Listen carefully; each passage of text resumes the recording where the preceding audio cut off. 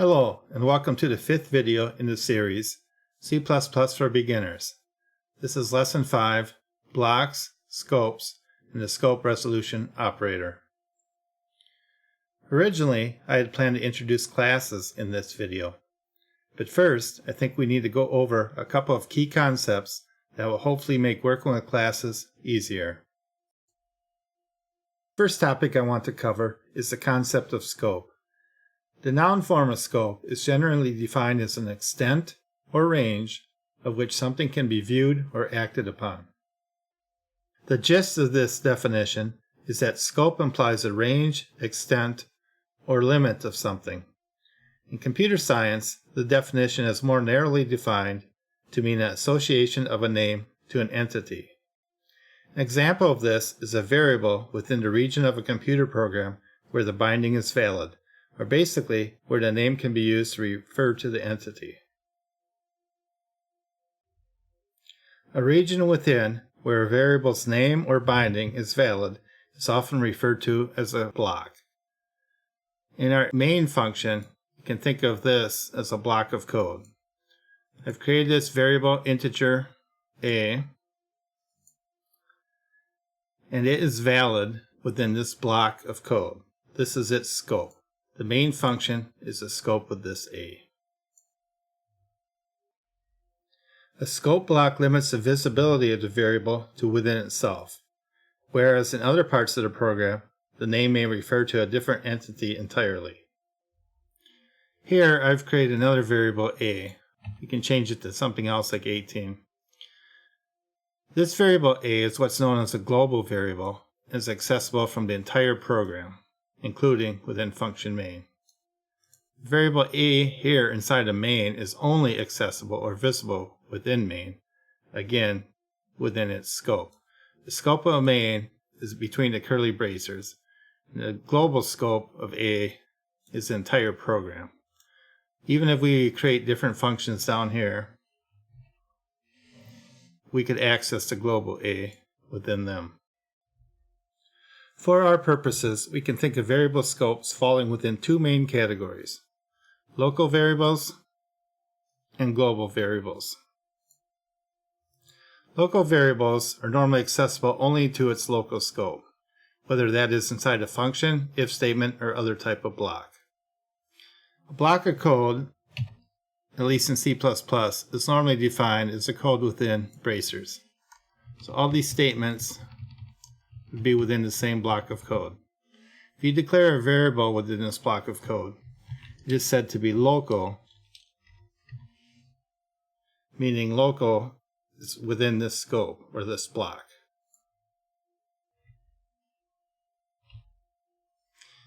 Global variables are accessible from any part of the program. They are normally declared at the top of the program, as shown here. But regardless of where they are actually declared, they must be outside of all other functions or blocks. Here we can see the integer a is declared outside of the function main. I've gone ahead and created an output statement to display our variables. I'm going to compile and run the program. We pretty much get what we expect. Local variable b is 8, and global variable a is 25. This is all fine and well. However, how about if we want to create a new variable named a inside our local main? Now we have two variables named a. Let's again compile and run our program to see what happens. Now notice the global variable a thinks it is 12. b is unchanged. That is because within our program, I'm only specifying variable b and variable a for the output. Since both of these variables are local to main, that is the ones it's going to look for. Since a is not qualified or b is not qualified, it's going to first look to use any local variables with the same name. In order to have the program behave as we intend, we need to use what is known as a scope resolution operator. We are already familiar with this concept, as a scope resolution operator is simply two colons. We have been using these two colons up till now when we use our endls and couts. Again, much like variables, here we're referencing this. We want the endl that belongs to the namespace standard. So we can do the same thing when we're trying to access different variables. In this case, we can just prefix the a to two colons. What this indicates is we want the global variable a. So now if we compile and run our program, we get the results that the output indicates. Local variable b is indeed 8.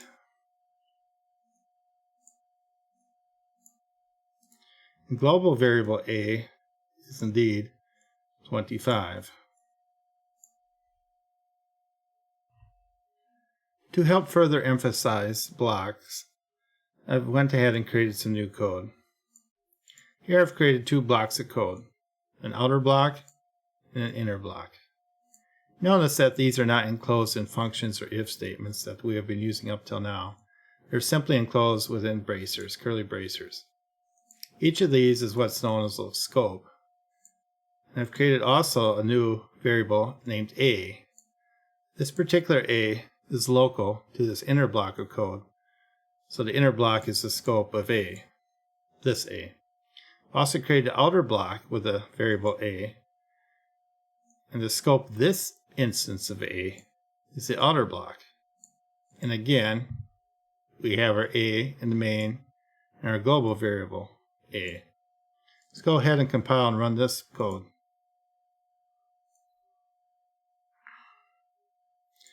And here again we can see the local variable a is 12. This is inside main. Local variable b inside main is 8. And once again the global variable a is 25. And again we access the global variable using two colons, scope resolution operator.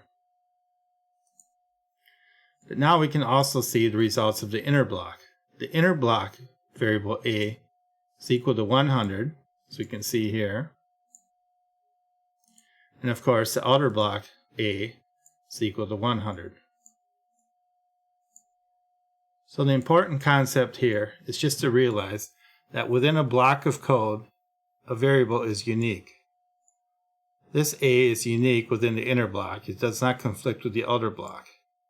Again, this variable a is unique within the outer block. It does not conflict as long as it's within the outer block with any of the other blocks. Same thing with a, and the same thing with the global variable. We can, however, reference the variables, again, using the scope resolution operator. In the interest of time, I've gone ahead and recoded the program outside of the video. This is going to demonstrate variable a in various scopes. Once again, we have a variable a. This time I set it to the value of 50. We also have a class. Do not worry about classes too much at this point, as we're going to go over them extensively in the next video. But for now, the takeaway, just remember that this variable a is a member of the myClass class. So it is local in scope to the myClass. Its scope is myClass. I've also created two namespaces. A namespace red with its own variable a, assigned a value of 500, and a namespace green, again with its own variable a, assigned a value of 3250. This line of code is simply assigning 100 to our myClass a. Do not worry about this for this video. It's just a way we need to manipulate class data. We'll cover this in the next video. But the main intent is going to be down here in main. So once again, we have an integer a. This time I assign it 5. And it's a local variable, as we've seen up to now. I also create a new integer variable w. This w I'm going to assign the value of the a in myClass, which just above we assigned it 100. So ultimately, w should be assigned a value of 100. Notice how we had to access the data of the myClass a. again, we use the scope resolution operator. However, instead of just having the A with the 2 colons, we also had to put the myClass object, or the myClass, on the left of it. The only time that you use 2 colons A is when you're assigning a global variable. Since global is basically global to the program, there's no need for any entry on the left-hand side. It's just assumed to be global in this format.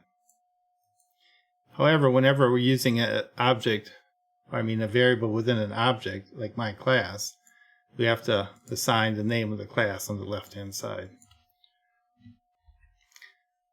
This can also be seen here as we're getting the variable A from the green namespace above. But notice, since the namespace green is actually included within namespace red, much like our blocks in the last example, we have to actually say, well, we want variable A, which is within namespace green, which is further within namespace red. So as you can see, the scope resolution operator is doing exactly as its name implies. It's resolving the scope of A. In this case, I want the A in namespace green. And in this case, it's again resolving, further qualifying that I want A in green within the namespace of red. The next line, we're assigning variable Y the value of the A inside namespace red up here. A little bit simpler to see here, as we just want A. We want to resolve this A to the namespace of red. And finally, we have our global assignment again. And here's just an output line to demonstrate this. I'll go ahead and compile and run the program to see our results. Okay, in the first line, output, I'm just outputting A. In this case, our local variable, A. So we get the 5 as expected. Second line, we're getting the results of the myClass variable A. Again, the 100. The third line, we got to skip the 2 commented out lines here. The third line, integer x equals red, green, scope resolution operator A, which is 500. So I want the value of A within the green namespace, which is inside the red namespace. Our 3250, which we can see up here, is indeed within the green namespace, which is further inside the red namespace.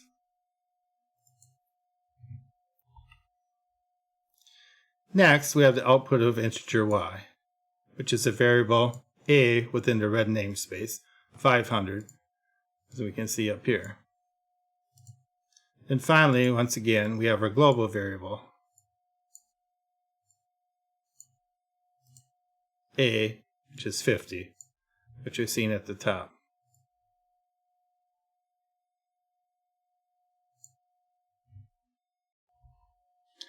And although I'll be discussing classes much more extensively in the next video, I just wanted to highlight these 2 lines that I commented out.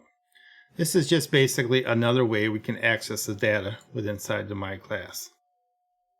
For now, I'm just going to comment out our assignment here and uncomment these 2 lines. Note again, we're simply assigning A in myClass to the variable W, as we did in the commented out line. However, to access it this way, first we're going to create what's known as an object, abbreviated here as OBJ. This is just a name, but it's short for object. You can call it whatever you want though, it's just like a variable name. Much like A is type int, this object is a name of type myClass. And myClass, again up here, is a class named myClass. For now, just keep in mind that class is what's known as a user-defined data type. So it's much like when we define an integer or float or a string. myClass is just a data type at its most basic. So we're basically creating an object of myClass, or an instance of the myClass. And in order to access data within a class, we can use what's known as the dot operator again. And here, since we only have one member in the class, the A, that's the only choice that the compiler presents to us. So again, we'll be going over this concept in the next video. Since I had a class ready to go, I just thought I'd demonstrate it quickly. Once again, when I run the program, we can see in line 2, we get the same result. The value of the A, that's inside the My Class that we actually had to assign using this operation here. Don't worry about it too much, but I just wanted to quickly cover that. And one more thing I'll quickly cover. Even though I've been assigning the variables into new variables, we can also access them directly in the output statements. For example, if I want to access the value of W, I could simply access it directly instead of assigning it to an intermediate variable. Again, we compile and run. We get the same result. We can do this with the other terms as well. So Y, we can get the value of the A inside namespace red, except we don't put the semicolon at the end. Compile and run. The same output as before. Namespace red is 500. Namespace red is 500. So I know this was probably a lot of information to take in all at once, and that is why I wanted to break it out into its own video. My original intent was to include this information within a class, but I think just having a good understanding of namespaces and scopes and how a variable is local to its scope is essential once we start working with classes more. As we briefly touched on here, there's different ways to access the data, and it can quickly get confusing. But hopefully with this overview, is showing you in the operation of the scope resolution operator, hopefully it's starting to make a little bit more sense. Don't worry about it too much if you don't understand this all right away, because the next lesson classes will be fairly straightforward. It is a good idea to get used to this now, and just getting your mind around the concept of local scopes and how variables are local. Okay, and I think that's pretty much it for this video. In the next one, we'll be going over creating our first class. Thanks for watching, and see you in the next video.